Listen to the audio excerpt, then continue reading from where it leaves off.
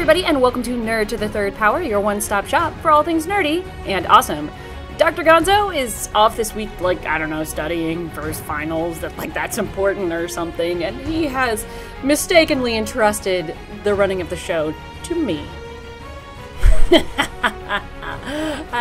What a bad idea, wouldn't you say, Skyblaze? I personally think it's an awesome idea, but that's because I'm your partner in crime, so this is works true. For me. This is true. We are the co-pilots of the show. It's true. So together we can do some of the things. Yep. But we would be incomplete without some people over in our correspondence corner. Hey people, how's it going?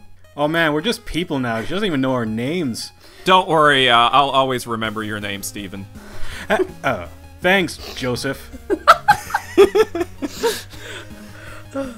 That's the only name I could think of. That's terrible. It's like it starts with a J and an O. I mean, you know.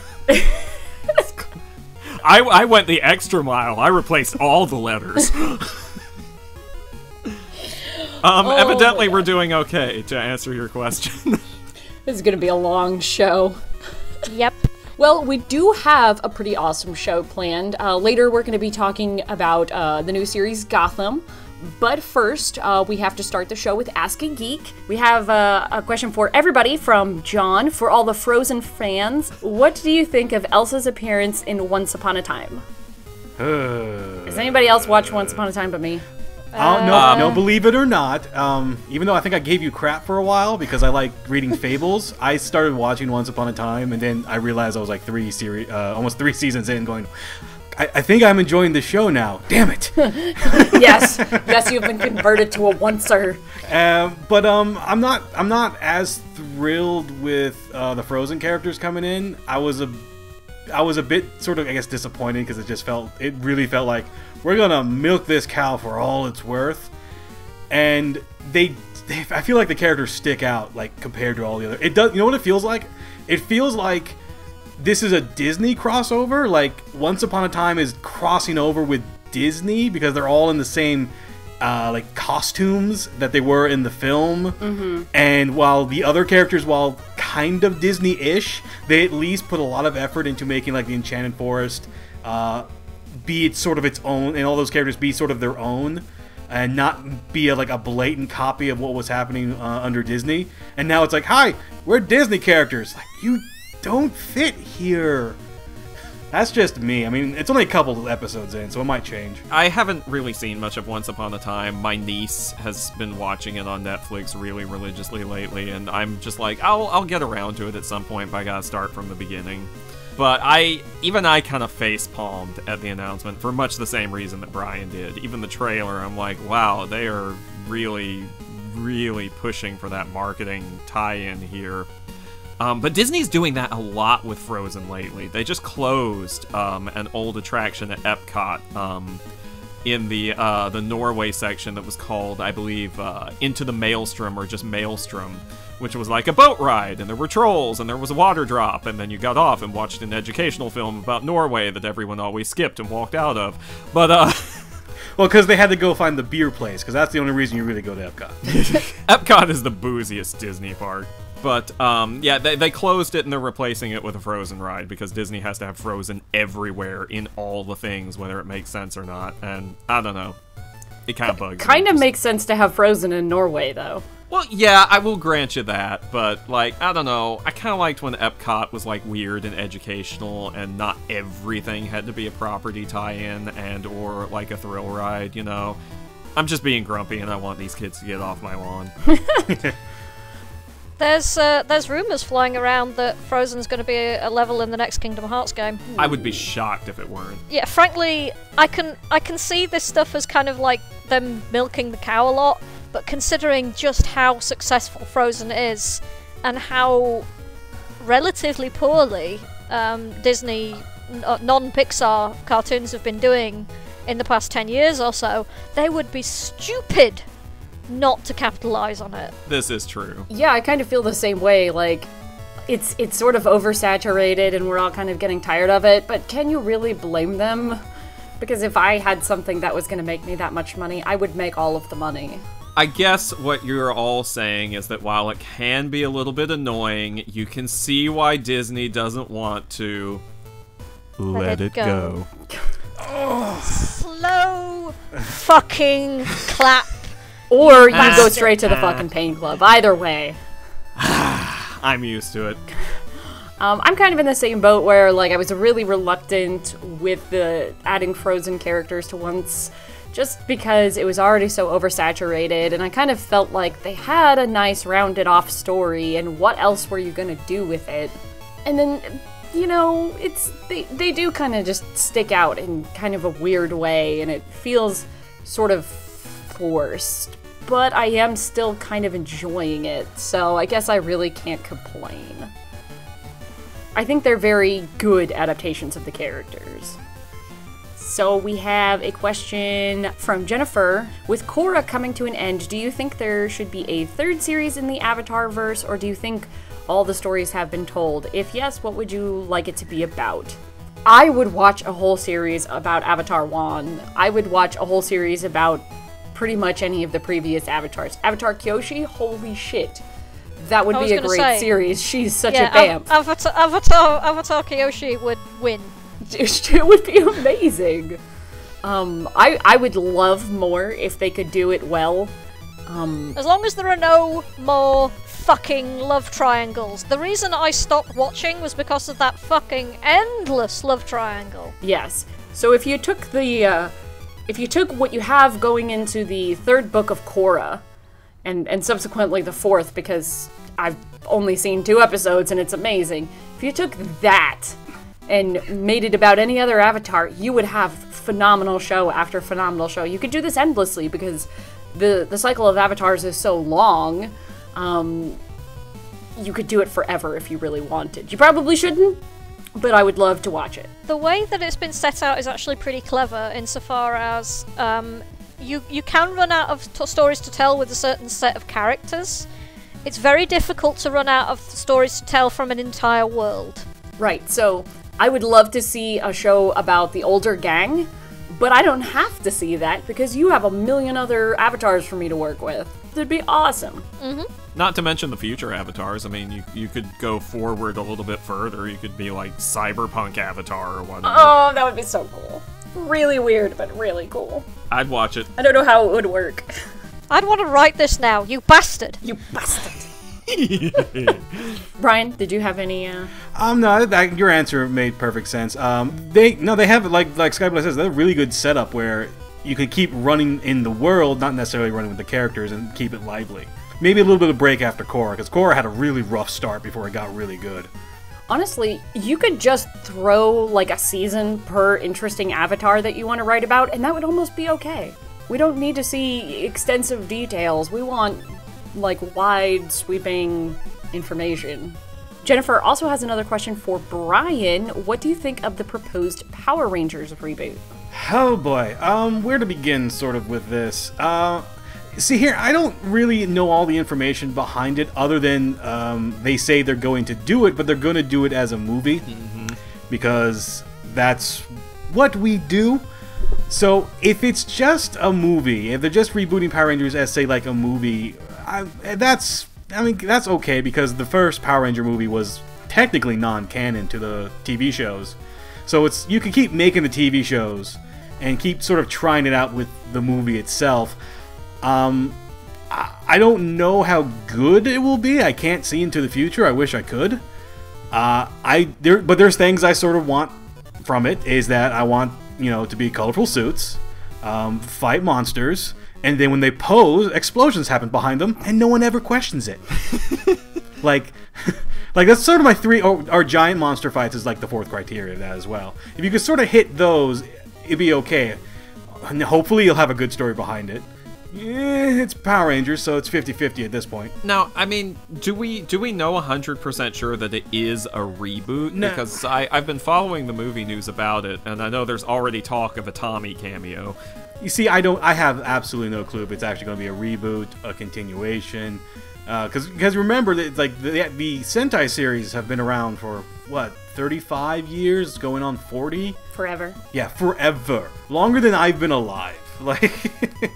When the Earth was still cooling, the Sentai series was already 5 years old. 5 years into it. So I have no information, and they say it's going to be like, when did they say, 2016, 2015? Something like, yeah, more likely 2016. So we might get some more information next year. Until then, I'm sort of sitting on this information going, okay, what happens? You know, with anticipation and fear. You know, like going in for a job interview. Only this job is for the Power Rangers. Maybe this is just me, and I never watched Power Rangers because when I moved to the US, I had grown up on Voltron, and so I just sort of saw Power Rangers as like some kind of strange, weird thing that wasn't Voltron but should have been. So there's like a million incarnations of Power Rangers, is there not? There are. I think we're up to 37 different teams. So, what is the point of a reboot? Is it just to get the original costumes? Because you can't do the original characters, the actors are all too old. And some of them aren't even around anymore. Nostalgia. Right. No, Nostalgia. trust me. Tommy O, what's his name? What's his real name? I don't remember his real name. I Jason call him Tommy. David Frank? Jason. Yeah, Jason David Frank. Yeah, he might be 30,000 years old. He still looks like 17. Yeah, with a billion muscles. he clearly has a fucking portrait in the attic. I could say this is sort of an American thing, and that's my only real answer. It's a cop-out of an answer, because, like I said, they're still going to do the TV adaptations, obviously. So why do you really need to make a movie? I don't really know. And I don't really see how you're going to reboot the whole thing, because the first series we got in the United States actually wasn't the first series that happened in Japan. Right. Mm-hmm. Now, if they're gonna actually reboot it, and if they're gonna try to make it like the original 5 that we got here in the US, I can tell you right now, they're purely doing it for those nostalgia dollars. It's the same reason that they do all these other adaptations of TV shows and stuff like that. They want the people who watched it when they were kids to buy movie tickets to see the big budget Hollywood version and go, I remember that, and that's probably the pure motivation right there. Pretty much. On the other hand, if they do that, that might mean that we get Rita and Zed back, which I'm okay with. Provided that they get Zed's original voice actor back. Yeah, now that he's... I would love to have... I would have loved to have both of them back, actually. We have one last question to everyone from Bradley. If you could pick any character to be a fighter in Smash Brothers, who would it be? Oh, goddamn. And I have no opinion on this at all. Darth Vader. Darth Vader. Seriously, dude. Well, it did say any character. Yeah, there was no limit. It didn't say video game character, just said character. Ah. Well, Vader's technically a video game character. Technically, yes. Loopholes abound. I'd kind of like to see Mike Jones from the Star Tropics games show up, because I know he's not going to, because those games were developed in America and were never released in Japan, but they were very good NES games. Well, good is kind of relative, but I enjoyed them, damn it. And they have a little cult following, and Mike's primary weapon in the first game was a yo-yo, so you know, it'd be cool. I'd like to see a few more members of the Star Fox cast show up, beyond just Fox and Falco. Like maybe Crystal, or what's his face, the chameleon. Leon. Chameleon. I see what you did there. Just now figures this out. Just now, all these years later. If I'm going like outside of like official Nintendo stuff, this is kind of probable in my opinion, but I don't know if we'd actually see it. I'd like to see some Castlevania characters show up. Of course you do. Of course I do. Yeah, it's the default answer for me. I'm like, is Dracula an option? I will take Dracula with fries. Anyone else? Nights into Dreams would be funny. Oh, that's a good choice. Oh man, you would never be able to knock him off because he can fly. Yeah, he'd be like, lol, bye bitches. Well, just for shits, I'll say the Doctor. And, he just gets in the TARDIS and flies away. Just sonic screwdrivers the level and you just fall to your death. Bye. That needs to I thought this was actually made of wood! This is a video game, that doesn't count. Every time you knock him out, he just pops back up as a new character. Yeah. That would be amazing. New incarnate. He has 12, the 12 different skins, just the different doctors. Okay, well, I do believe that's all the time we have for questions this week. As always, you can send them to billysmith@channelawesome.com or through the That Guy with the Glasses forum, or even better, on the Nerd to the Third Facebook page. We really do prefer that you send them to the email or through the Facebook page, just because it's easier for us to keep track of them. And since we still have a ton of show left, let's jump straight into the news, starting with Projectionist John. Thanks, Kat. Well, without further ado, let's dive into the movie bin and see what we've got this week. Well, guys, it looks like after a brief leave of absence from my headlines, the superhero movies have returned with a vengeance. I have a veritable clusterfuck of Marvel and DC news for you, so sit back, buckle up, and enjoy the ride. First of all, DC has announced its full lineup from here to 2020, and brother, is it a doozy. I'm just going to run down the list in order. Batman vs. Superman, Dawn of Justice, Suicide Squad, Wonder Woman, Justice League, The Flash, Aquaman, Shazam, Justice League 2, Cyborg, and Green Lantern. Oh, and there's also a Lego movie spin-off devoted to the plastic version of Batman in that mix somewhere as well. As for the specific movies, we have a couple of new casting announcements. After a seeming eternity of rumors and dodgy answers, Jason Momoa is officially our Aquaman. As for the big screen version of The Flash, that honor goes to Ezra Miller. Wonder Woman's origin story will apparently follow the New 52 daughter of Zeus route rather than the statue brought to life story of the old comics.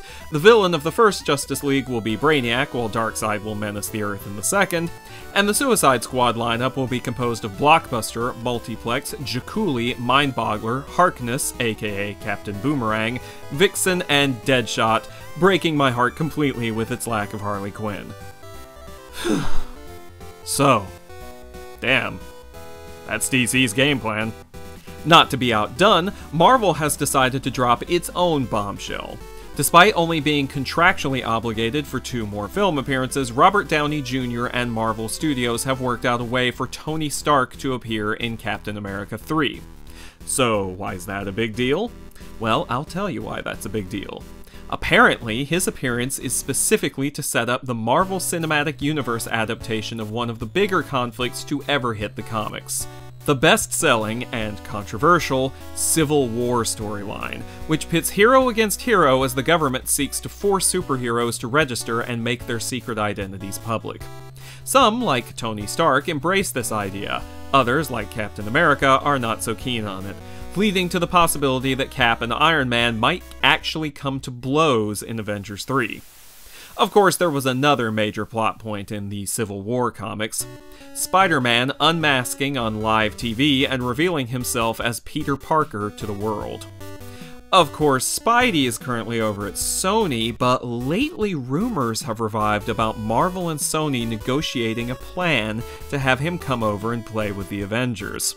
Now, I don't normally put much stock in rumors, which is why I rarely report on them in these headlines, but given the timing of the Civil War announcement, I'm starting to wonder. And that's it for your movie news. Now I turn things over to my comics collecting colleague for your multiverse headlines. Take it away, Brian. Thank you, and welcome to the Multiverse Headlines. I was out of town this week, but I was able to catch up on some of the news that happened at New York Comic Con over the weekend. There was a lot of news, so I actually may break down these next couple of weeks. But let's start off with DC. DC, though not adding a lot more physical titles to their list, they're actually adding a lot more digital titles to the rotating roster of their digital series. 3 new series will be joining. First one is up is Mortal Kombat. It's going to be based off the upcoming new Mortal Kombat game coming out. Also, the end of Fables may be coming to a close in physical copies, but not so much as digital, as we're getting a Fables, a Wolf Among Us tie-in spin-off digital comic. This actually is interesting because it takes place way before the beginning of Fables and could basically be stories in between stories. Who really knows? The last one caught the most news, of course. That's Wonder Woman 77, which is going to be the continuation of the TV show series, much as the same line of the Batman 66 books that's been going on for I think about a year now. No idea how many characters from the Wonder Woman series will be returning. Obviously, Linda Carter's likeness is there front and center. Marvel had the most news coming out of New York Comic Con, at least with the most new series being published. They have a new Gamora ongoing series. Also coming up is Gwen Stacy Spider-Girl, Spider-Woman, we're not really sure, just calling Gwen Stacy at the moment, ongoing series. This is actually a spin-off of the ongoing Spider-Verse that Dan Slott has been putting together. There might be some more spin-offs going on, but no announcements yet. The Gwen Stacy one was actually a little bit of a surprise. Not many people thought that was going to happen, but actually were asking for it after they saw the previews. The biggest news, of course, is that it looks like the next big event, even though the current big event hasn't started yet, will be coming up in 2015 in Secret Wars. Not so much is known about this. This is actually, I think, the third Secret Wars book they've had, the original one being the most popular, the second one being a bit more on the obscure side. But this one is interesting. The only artwork we have for it so far has Marvel characters facing off against, well, Marvel characters, but it's past selves versus present selves. I don't know if that will be the story, but the whole idea of when time runs out is different Earths and multiverse and things going on, which seems to be very popular in the industry at the moment. Just released after that, though, a very odd teaser came out. Civil War 2015.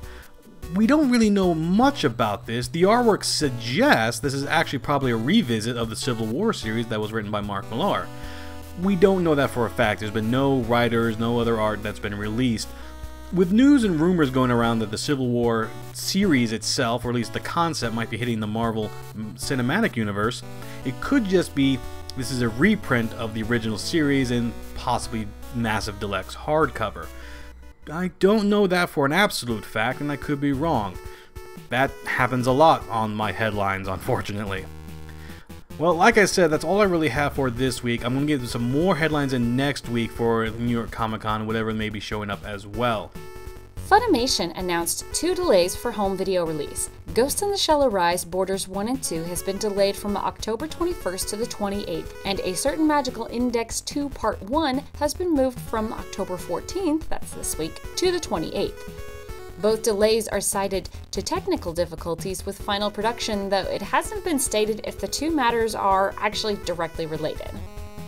Kodansha announced at New York Comic Con that it has licensed several new titles for publication. They'll be releasing romance manga LDK, fairy tale spin-off Fairy Tale Blue Mistral, the long-anticipated Clamp continuation Tsubasa World Chronicle, and sci-fi series Inuyashiki. No release dates on any of those, but every Clamp fan has been wanting more Tsubasa, and every Fairy Tale fan has been wanting more Fairy Tale, so prepare to empty your wallets.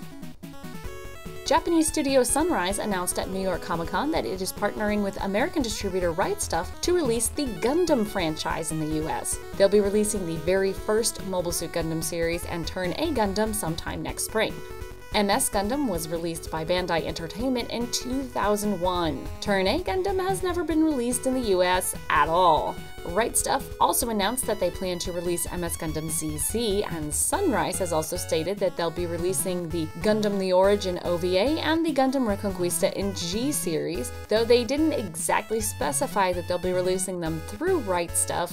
It's sort of assumed with their new partnership and Right Stuf's status as the largest anime distributor in the country. It's a pretty safe assumption, really. Sunrise kinda has a reputation in the American anime industry for being a little difficult to work with. So it's nice to see that an effort is being made to get the biggest mecha franchise over to the US in greater force. Because for the past several years, we've only been getting the newest Gundam series, and several of the classics are a decade out of publication or were never brought stateside at all.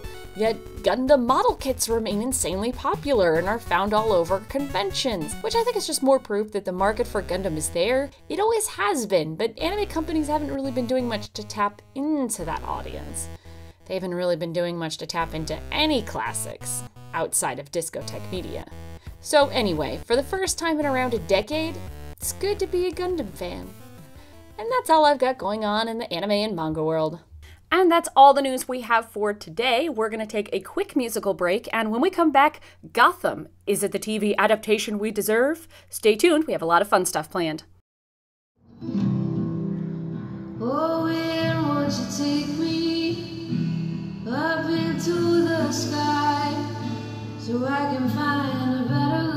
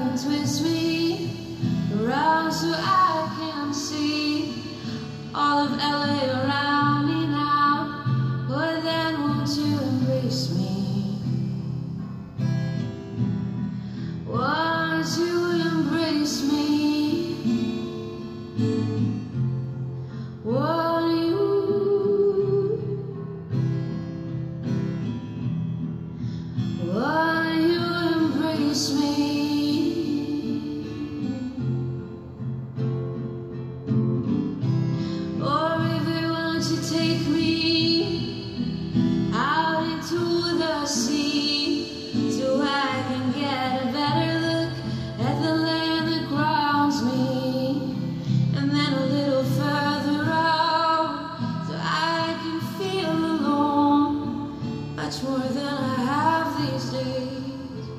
Oh, then won't you embrace me? Won't you embrace me? Won't you?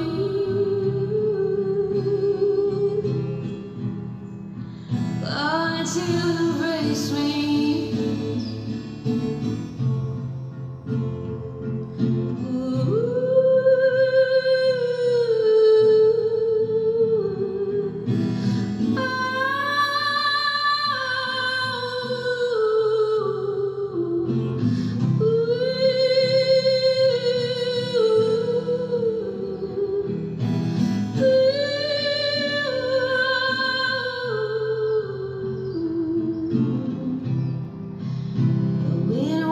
Take me up into the sky so I can get a better look at this life of mine. Lift me up and twist me around so I can see all my friends around me now. Oh, river, won't you take me out into the sea so I can get a better look at the land that grounds me, and then a little further out so I can feel alone much more than I have these days. Oh, then won't you embrace me? Won't you embrace me? Won't you embrace me? Won't you embrace me?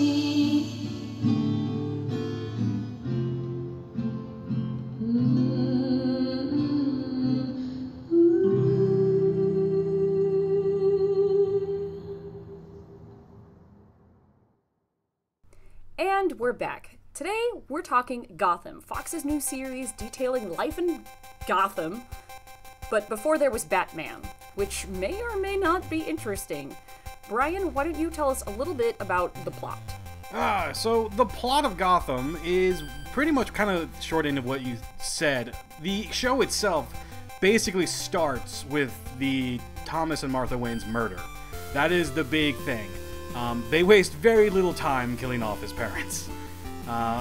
It then is supposed to revolve around James Gordon and his tenure in the Gotham Police Department. Years and years before he becomes Commissioner Gordon and works to try to clean up the streets with Batman. So he's the brand new, he's the kind of newish cop on the beat.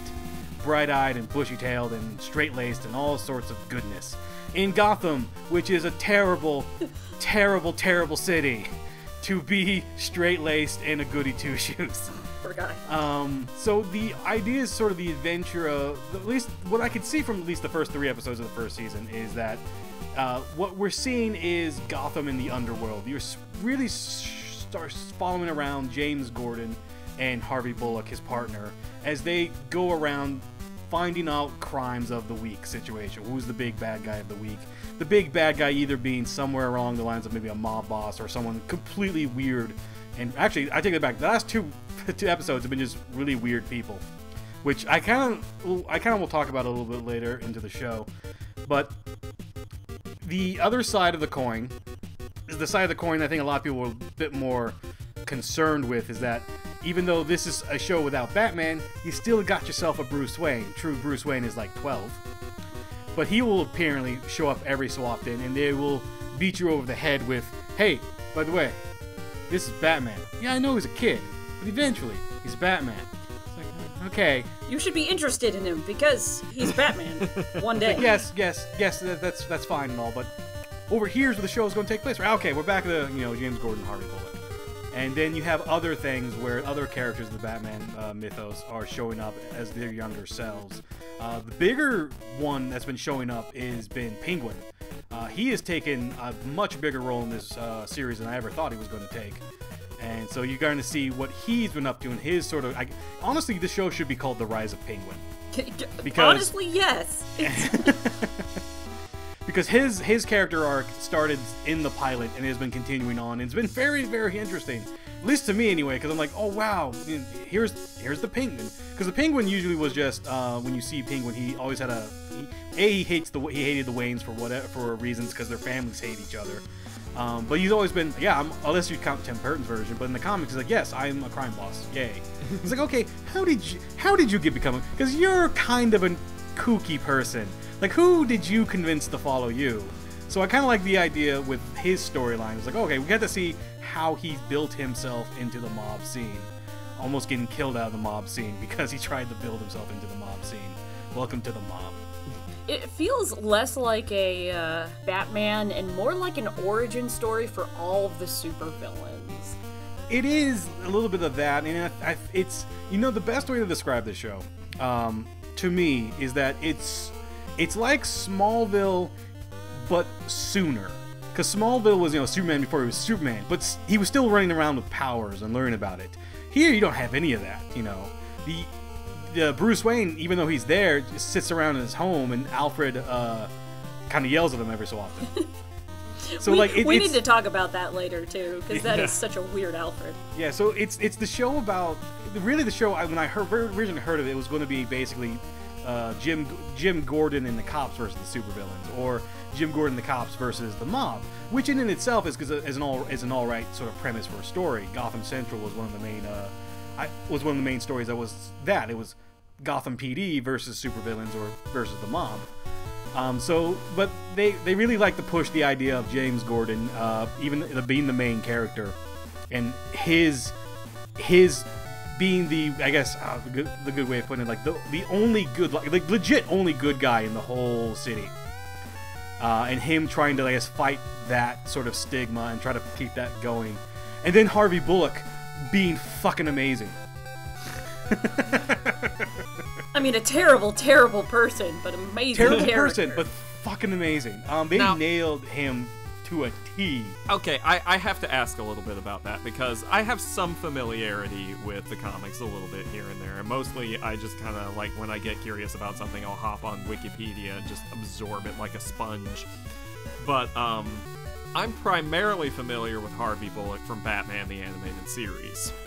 And he was rough. He didn't like Batman, but he still didn't quite always abide by the rules, but basically at heart he was still a pretty good cop. Is that not the way he is in the comics? Is the Gotham depiction closer to that? A little bit back and forth. I have to remember, because it's usually get changed several times, but there was a time where he was considered I think there was a time he was considered a bad cop, and he actually had done some bad things, but he redeemed himself. And so to see Harvey Bullock show up in the series as already a guy who's sort of been corrupted by the system, but not necessarily he's a good cop, but he's done really shit things, and he sort of justifies it because, well, everyone else is doing shit things around me. I'm going to start doing shit things too. Get with the program. Yeah, but eventually he does redeem himself, and becomes, a really good cop and a really good friend to Gordon. So my hope is that we're seeing we've already missed the fall of Harvey Bullock. He's at where he is now. He's part of the system. He doesn't want to do anything bad, and now he has to deal with this goody two shoes, follow the procedure, blah blah blah blah blah. I'm gonna go talk to hookers and eat a sandwich. Okay, that's one thing I gotta say about this series. Actually, there is no subtlety in this show at all. I'm like, first of all, the supervillain foreshadowing. Probably my favorite two examples of that, the heavy-handed foreshadowing, are when they're talking to Edward Nygma, the CSI guy in the first episode, and he's answering every question with a question, and he's all excited, and he's like, I'm cleverer than you, in everything that he does. And Harvey says, stop speaking in riddles, Ed. Yeah, that... And it's like they turn to the camera. It's the only thing missing is them turning to the camera going, oh. Wink. Yeah, the pilot of that did bother me, and I blame it because it was a pilot. Yeah, it was there's like, that. we have to really sell this or people won't get it, or they won't pick up the show. Like, oh good, they picked up the show. And then like, now we're going to show this to people. Like, what? Hold on, we need to make some changes here. We got to make, oh dear. So, because the second 2 episodes doesn't have as much over the head sort of, this is this person. But yeah, the pilot itself was like, you almost wanted it to have the 60s style Batman show where like their name would appear below them and then everyone smiles at the camera. Like that was there, like that could have been added and not changed the show at all. But of all the cameos, of all the foreshadowing that I felt was like the most clumsy and the most ham-fisted and the most heavy-handed, it actually has to do with the character's name rather than the way she was introduced. And this actually made a little bit of a stir before the show even premiered, because everyone was like, they changed Poison Ivy's name. Because her name in the comic books is Pamela Isley, and that's been her name in pretty much every adaptation I can think of, from the animated series to certain theatrical releases that we don't speak of.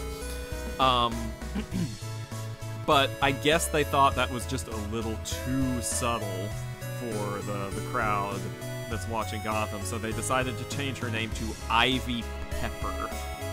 I don't understand how it could be too subtle, even if you didn't know the name. Just the fact that her apartment is just full of plants that she's playing with the whole fucking time, that wasn't enough of a hint. No, we have to frickin' call her Planty McSupervillain, or else people won't pick up on the idea that this is a future Batman character, apparently. Weirdly enough, this is actually not her first name change. Really? Do tell. Well, way back in the day, pre-Crisis era, if anyone knows what that means. That means before Crisis of Infinite Earth. I believe her last name actually was Rose. So it was Pamela Lillian Rose. Pamela Lillian. Then became Pamela Lillian Ivy after that. Now, Ivy Pepper is way too fucking on the nose. even because I was thinking in myself, thinking like, why, why would you just do that? But weirdly enough, there is sort of an out for it. I don't know if they meant to do the out for it, but there is an out because in the pilot, like, her father was framed for the death of the Waynes. Even though the only people who knew that like he didn't really kill him is Bullock and Gordon, the rest of Gotham knows that your father killed like the 2 richest people in the whole city. So she might just change her name again to Pamela. That's a good point. Pamela Isley. But again, that's me. That feels like me trying to clean up a mistake previous writers made. Mm-hmm. So which means that they made it because they were kind of dumb. And I don't mean to say that in I don't mean to be mean, but that is kind of a dumb reason to change your name, where everyone else didn't.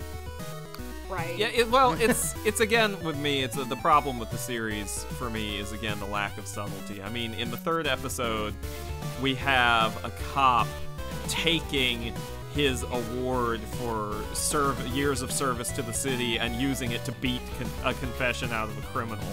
That is like a metaphor for the level of subtlety that the show has on display at any given time, right there.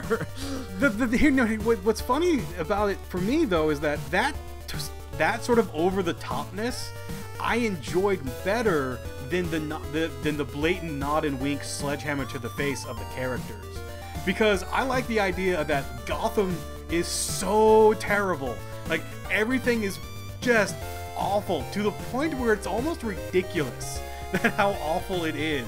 And sort of the reason they sort of need Batman is not because of a vigilantism or anything like that they just need something way over the top to finally catch criminals, to finally just sort of they need stop something this. On that level of absurdity. Yeah. I mean, how many crimes does the Penguin witness within like a minute upon returning to the city in the 3rd episode? What is it's like at least half a dozen, right? It was it was about 6 or 7. It was like a mugging and like a robbery and like someone like hitting like a hit and run or something ridiculous like that. But the best part though is he looks around and smiles, goes home. And I was like, that was like, even though it's the most ridiculous thing in the world, his reaction to it was like, all right, I sort of believe this now because you are really happy to be back in this awful city. It is ridiculous, and I guess we're kind of talking about the setting and the setup of Gotham, the city, and Gotham, the people of Gotham. But it is just the most awful place in the world. Nobody would really live there.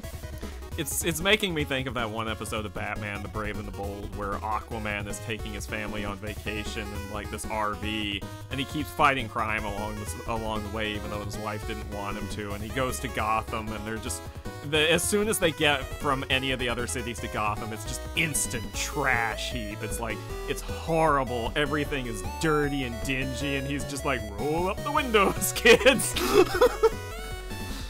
Make sure your doors are locked. Like, the corruption, it would be a little more believable if people didn't know about it. But it's sort of like, even the people of Gotham know about the absurd levels of corruption. And it's like, do I really believe that people would still live in this city with this level of corruption where they know that they can be killed at any time for any reason? Like, the best joke would be, because there's a city called Bloodhaven, which is actually worse. So my hope is that someone in the series will walk around like, why do we still live here? It's like, well, we can move to Bloodhaven. No, never mind, this is fine.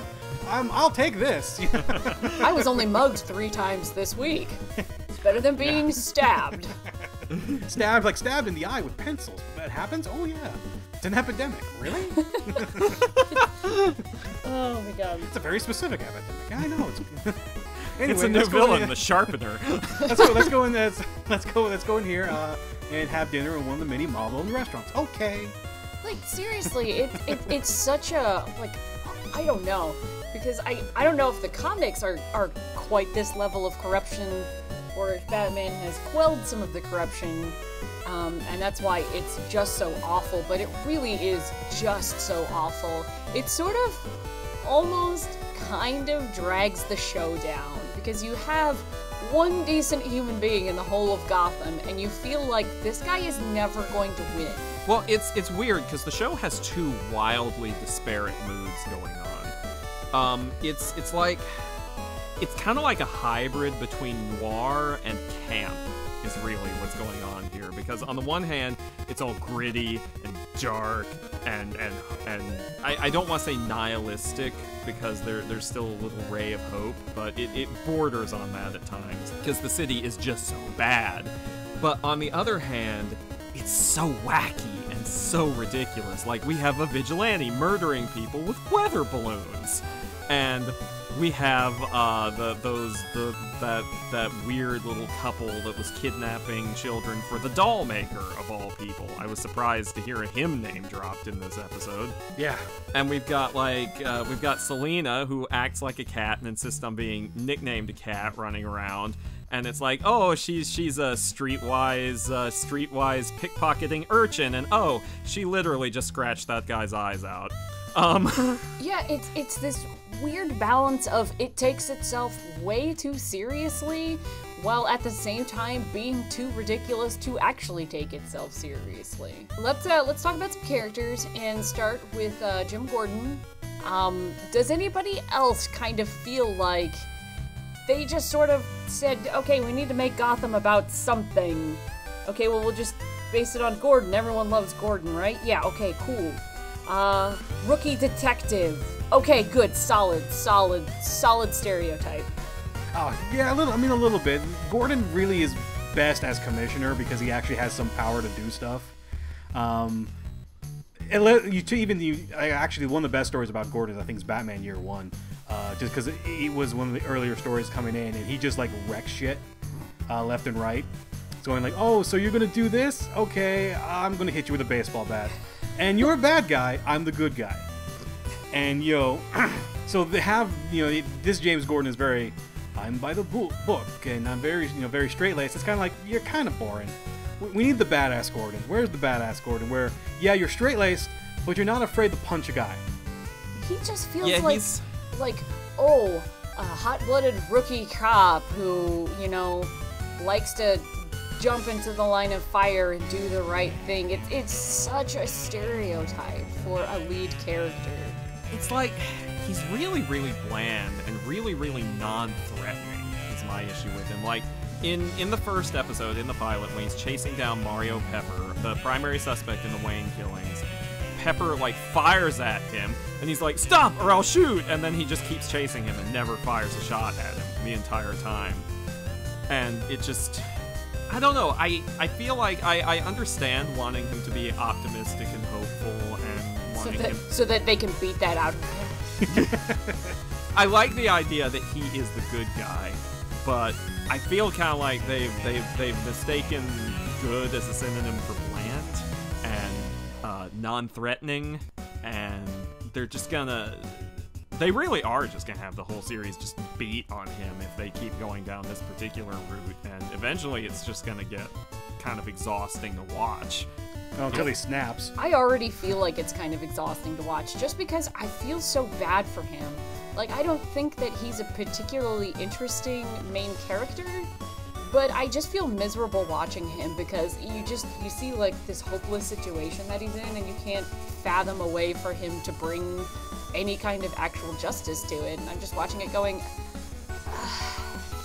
come on, something good is gonna happen to this guy eventually, right? Yeah, Batman. It's basically that's basically the show as they're setting it up. It's just everything just keeps getting worse and worse and worse until Batman.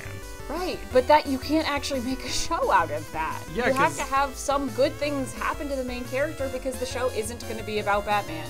So they say. Well, So so they they say. See, the one of the things that bothered me is that the show got really rearranged because when it first got announced, it was just going to be the Jim Gordon show, and people flipped to shit and wanted Batman. So this is why I feel like the addition of Bruce Wayne and the character of the child feels just out of place all the time, and why he's not really participating a lot outside of his home. Right, so on the topic, what a great little actor they've got. I think the kid is great, he looks the part, but the character itself is just, it is feeling really forced. He's tiny Batman. This is Batman Jr.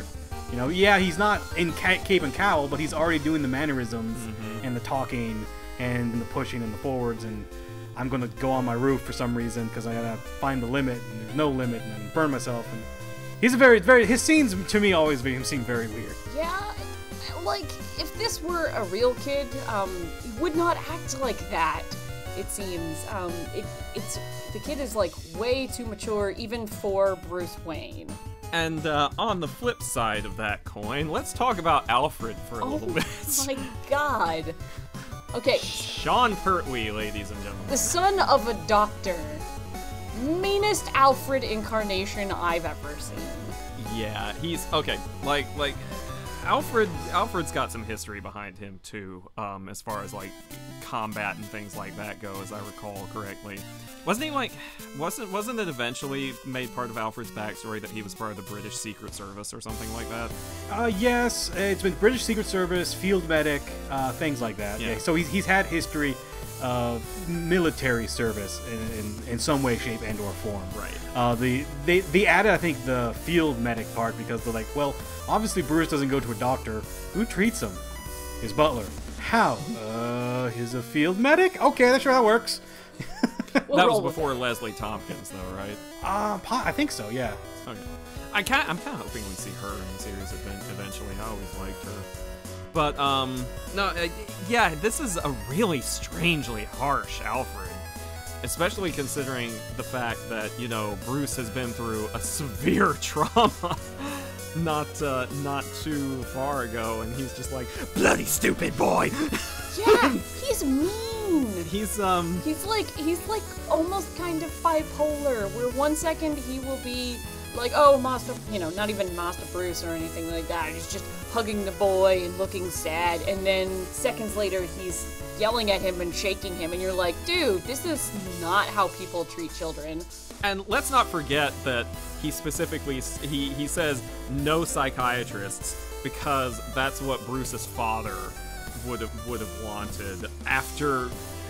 I don't know, it's such a strange thing. It's such a strange concept to me that Bruce's father, a doctor, would be against his son going to see a psychiatrist and Alfred, a man who has been through like battle and has seen PTSD and stuff like that, would also be no psychiatrist, because his dad for some reason wouldn't want it, and I don't care how traumatized the little fucker is, we're not taking him to a shrink.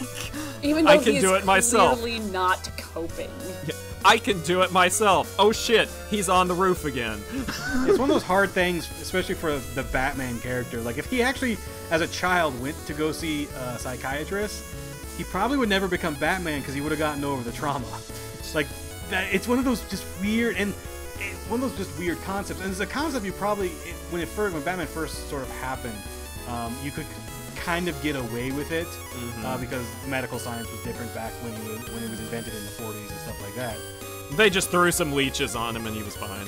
Yeah, now we're sitting here in 2014 and we have medical science has advanced way further. We're like, dude, go see a shrink. I Take some meds. I feel like a lot of this is why when we get Batman's origin story, we sort of Jesus it, where we see the turning point, and then we skip to however many years later when he's already a grown up. Basically. Yeah, we skip straight to Batman turning water into wine. Right, exactly, because if you had to go through and look at Batman's childhood, it would probably be just too weird and too unbelievable. Yeah, basically what you said. Yeah, basically. And they're gonna be doing this for however many seasons the show lasts, and they... It's on Fox. We'll be lucky to get 2. Well, frankly, given the concept, I think we'll be lucky to get 2. I mean... I know Fox has ordered more scripts for it, so yeah. it's pushing for a full season, but I don't know if they'll be renewed for a second season. Unless they do a time jump, and oh man, will that confuse a lot of people. The creator is apparently firmly against the idea of doing a time jump. He wants this to be an entire series without Batman. The way he apparently pitched it to Fox was if this show lasted long enough, he would want the very last scene of the series to be Bruce putting on the Batman cowl for the first time and then to end it there. Which would be amazing. And if they do it right, it would actually be kind of cool. Just setting up stories of villains, but you actually have to take out some of the villains too, and it doesn't feel like they're moving in that direction. Yeah, it's... See, if they need to stick to basically, and this is just my opinion, they need to stick to the mob aspect of it, and keep certain villains that are connected to mob, like say the Penguin. That's cool. Yeah, but adding the addition of a lot of these background characters are going to weigh it down tremendously. Yeah. It already is. There are basically too many characters, and there's too little room to develop any of them. Well, Fish Mooney might not make it out of season 1. God, if she lasts any longer, because that woman is devouring all of the scenery. They're gonna have to spend all of their money rebuilding the sets for all of the scenery that she devours at every word that she says. She goes home every night just picking pieces of furniture out of her teeth because she's just been chewing on everything. Oh my god. Okay, is this supposed to be some sort of comic book character? Is this just she's unique new to the series? She's brand new. She's brand new. I believe it was needed because was it the other the other guys like Falcone and the other ones they talk about, they've been around forever. Yeah, Maroni is the other one, isn't he? Yeah, they've always had a problem in Gotham. They've always had some sort of stake. So I think this was sort of a middle ground, new character. Obviously, her story is more along the lines of I want to be super big and powerful. I'm going to get the big and powerful guy, Falcone, which is absolutely fine. It's not going to work. She's way too obvious about it. That's the problem. And aside from that, I think it's pretty obviously foreshadowed at this point that at some point Penguin's going to be the one to do her in. Basically, yeah. Which is fine, because I'm going to tell you right now, Penguin's been the best part of this whole series. He really has. It really has been. So Fish Mooney is just this. She's sort of like just a bitch. Bitch movie. She would almost be interesting, except that she just chews all of the scenery. Like, everything. It's, again, the lack of subtlety in the show. Like, she's such a villain. She's not trying to hide it. She doesn't really hide anything. Like, even her conversations with Falcone about, no, I am not totally trying to unseat you, are so obviously lies. Like, I'm completely loyal to you. I would never stab you in the back 27 times with a rusty knife, twisted around a few times, grated against your vertebrae. that's The background, like, guard is holding a knife going, should we be talking about this out loud? Is that the signal? I can't remember. I was kind of zoning out when we went over this. Again, no subtlety, no subtlety. She's just this big bombastic character who sort of just walks in and just, again, chews all of the scenery up. And the other problem is, I feel like with all these supervillains, they're foreshadowing, and there's more. They've confirmed that Harvey Dent is coming up in a future episode as like an assistant DA. And Victor Freeze, of all people, was mentioned in some of the early promotional material for this. They're gonna keep building up and foreshadowing supervillains. Eventually, we're gonna have a point where one of them actually becomes whoever they're supposed to become, because they can't have Bruce put on the Batman costume before he's hit puberty. But they know. Well, no, there's a villain that's showing up that's already a villain. Like, no backstory needed, and that's Victor Zsasz. The reason, though, is oh yeah, that's right, Zsasz. I forgot about that. Yeah, the reason that because he's a serial killer. So yeah, he doesn't need an origin. I'm Victor Zsasz. I'm a bad guy. I kill people and then I mark them on my skin. Like, all right, that guy's kind of weird. He doesn't need to fall into a vat of unknown chemicals and come out as a rodeo clown. Yeah. So he's going to show up as Victor Zsasz, going and with just being a bad guy, which is fine. Weird. Victor Zsasz has gotten like a lot of screen time lately in video games and adaptations. It's very odd because he was such a side villain character. He really was. I mean, you know that Batman has a really interesting and creative and creepy rogues gallery when the serial killer who murders people and keeps tally marks of how many people he's murdered by cutting them into his body is among the least interesting characters in the rogues gallery. You know who's also kind of not interesting is the other two quote-unquote good people. Oh, there yeah. are two other good characters, is Rena Montoya and Crispus Allen. The interesting about these characters is they were detectives first, but Rena became the superhero, the Question, after a period of time. And Crispin Allen became the Spectre, the spirit of vengeance. Oh, is that who he is? I was trying to remember why his name was familiar to me. Yes, he was the second host of the Spectre. Oh my god. So, but unfortunately, we're from high crimes. We're out to make sure that everything works out properly. Well, you're doing a shit job. Yeah, no kidding. Not only that, but they sure seem to be like really quick to accuse Jim of everything with almost no evidence, and they don't seem to care who overhears.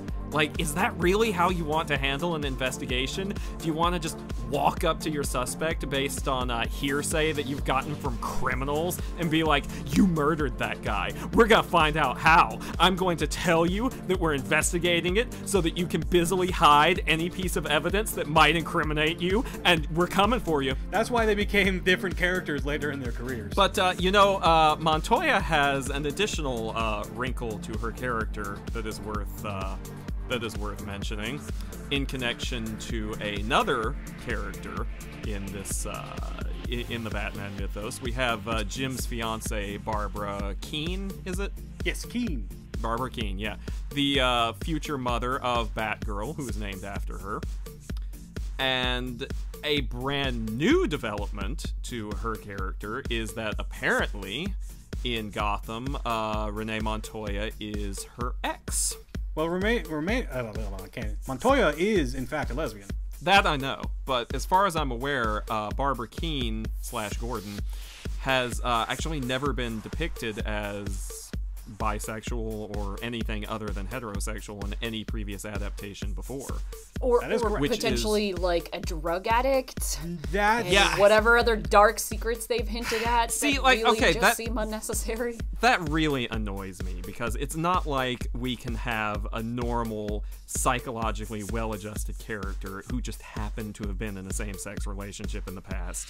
Not only is this a big secret that apparently Jim's not even aware of because she has to keep it a secret because reasons, but no, we also have to give her... It's the hurt the career bullshit. Fine, whatever.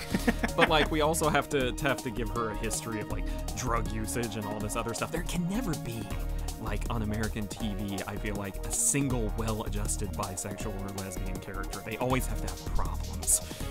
Well, in their defense, nobody in this show doesn't have problems. Everybody's totally messed up except for Gordon. Also, I'm starting to question whether Barbara Keene and Fish Mooney are under some sort of curse that means that they can't leave their respective buildings, because we have, in 3 episodes, not once seen them step outside of, like, Barbara's apartment or Fish's club or anything like that. It's like they're under house arrest or something. Yes.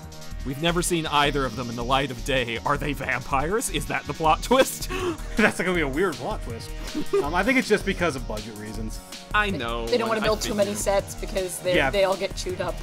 They're gonna get chewed up and or have to be destroyed after a season. Who knows what's gonna happen? They can't afford to have Fish Mooney on another set. They have to. It's too expensive just to keep her on her own. But yeah, I don't know. It's a very strange show. I'm just gonna put it out there. It is very strange, and I think this is partially because I'm become so accustomed to Agents of S.H.I.E.L.D., where it's part of a greater universe, and this is like its own contained thing, where the only thing we can be guaranteed is that one day there will be Batman. Mm-hmm. And so, like, them introducing all these supervillains just feels like, wait, do you really want to do that? Do you really want to make these kinds of decisions for the future of this universe? Like, it just everything feels like they're just trying to throw as much out there as possible, and I don't know that it's really gonna work for them. I don't think it is, to be honest. I mean, it's a very mixed show.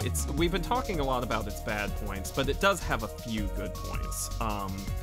Gotham itself is absolutely gorgeous in this series. Those aerial shots and those other stuff. It looks more like a firmly established place, like a place with its own identity, than it ever did in the Christopher Nolan movies, where it was obviously Chicago. Yes, because now it just looks like New York. Yeah, but it's New York is closer to Gotham than Chicago would ever be anyway. I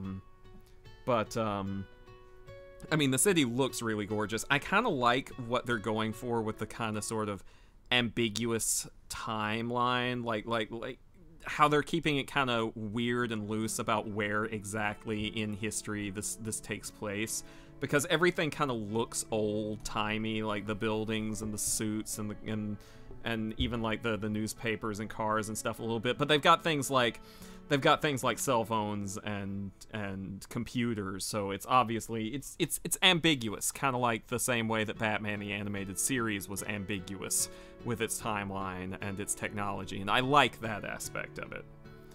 But dear God, do they need to find a consistent tone for this thing, and do they need to learn how to be a little bit more economical with their characters, and somebody really needs to be talking to them about the dialogue they're writing too. I'm just gonna say that I get the feeling a lot of these scripts were not read aloud before they were finalized. I agree with pretty much all of those points. I think my hope is that it's just off to a bumpy start.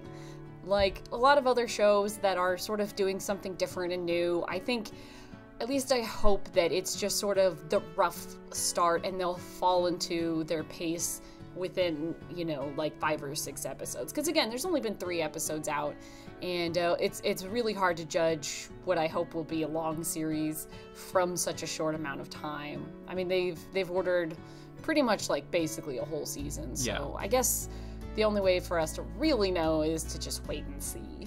I will say this: if anything does happen, I kind of would like it to be the opposite. Sort of like stop making don't make it serious. You know how like over blatant this is and ridiculous it seems is sometimes. Go all the way. I say 66 this up. I say make this the modern day Adam West version. See, I would just go all out. I would be okay with that. I would be okay with that. It's like I don't particularly care which tone they pick. I just wish they would pick one, or at least balance it out a little bit more. Yeah, because the differences are so striking, especially when we've come off of all of the Batman movies, the Christopher Nolan Batman movies, which are so dark and so unfunny. Like, they just don't have, like, built-in humor or anything. There's no action balanced with humor, balanced with blah blah blah. It's just dark and gritty. Well, I wouldn't call them completely humorless. I mean, they're not totally, but there's no real, they're not like a good balance. I mean, there was a real funny guy in the second one. Yes. But dark, that's straight up dark humor. Speaking of which, I actually do have to give them credit. They have one genuinely subtle idea that they're going to play out over the course of the season, apparently, that I'm actually looking forward to. I don't know if anybody else noticed that stand-up comedian. In no, I'm sorry. I'm going to have to cut you off there. Apparently, that guy is not who you think he is. And no, actually, that's where I was going with this. Oh, okay. What they are doing is apparently... that was intentional Joker foreshadowing, that stand-up comic, but it's probably not him, because what they're going to do is they're going to do multiple potential Jokers as background nameless character foreshadowing, but each one is going to focus on a different aspect of his character. Like, maybe the next one will be like a card shark playing, cheating at poker or something like that, and they're going to do this throughout the series with these various unknown characters to keep you wondering, well, is that going to be him? Is that going to be him? Maybe it's one of them, maybe it's none of them. And apparently that's just something they're going to keep as a background thread through the whole first season. That's really neat. I like that idea a lot. That could be really annoying really quick, though. You really can. But especially if they get, like, way less subtle with it, like, oh, Bob, you're such a joker. I think the best one, though, if just Mark Hamill was standing in the background. Doesn't say anything. He's just standing there. And they walk off screen. And it's like a couple of seconds where we're still focusing on him. And he's, what? And then go to the next scene. Well, that's really all the time we have to talk about Gotham. Did you guys have any final thoughts? It's an interesting show. It's an interesting show. I'm going to watch to see how it leads. I don't hate it. Not completely in love with it. I'm in the middle. I'm probably going to keep watching it. It's a mess. It's kind of an entertaining mess. I really don't think it has a lot of longevity, a lot of legs beneath it, but I've been wrong before, like twice, I think. So, I'll see. I'm kind of with you guys where it has potential. I'm really interested in Penguin's story. But I just don't know how it's going to keep going the way it's going, so we're just going to have to wait and find out. And that's all the time we have for this week's Nerd to the Third. Thank you for taking the time to listen to us blather on. Tune in again next week for more geekery, and as always, I'm the Cat. I'm Brian. And I'm John. Taka, play us out.